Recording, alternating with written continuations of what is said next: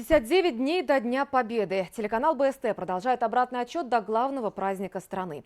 Каждый день в эфире новостей наши корреспонденты знакомят зрителей с теми, кто героически сражался в боях или в тылу.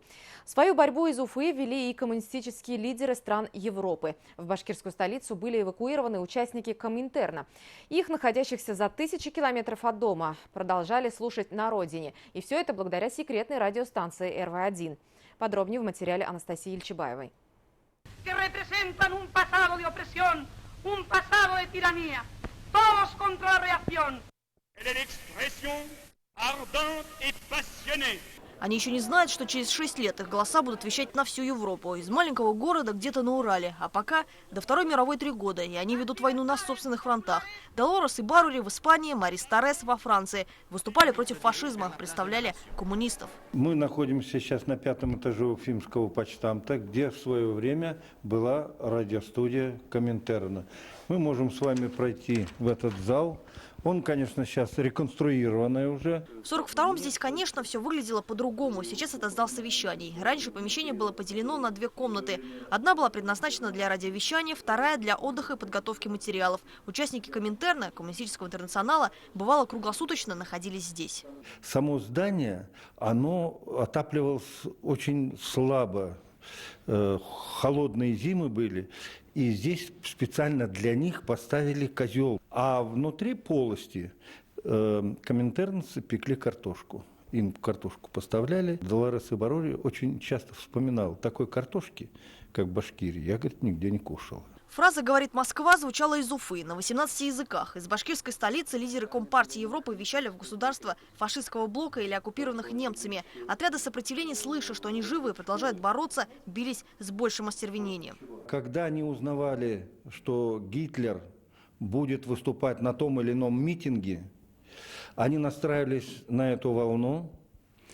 Когда Гитлер говорил, потом овации, потом паузы какие-то, и в это время на полную мощь включали передатчик, и Гитлера, этого фюрера, ругали, на чем свет стоит. Гитлер понимал, что этого как бы оставить просто так нельзя, и он был в бешенстве. Говорят, что Гитлер мечтал уничтожить радиостанцию РВ-1. Поэтому здание главпочтамта, где работали члены Коминтерна, хорошо охранялось. Сохранились аэроснимки, сделанные немецкими летчиками.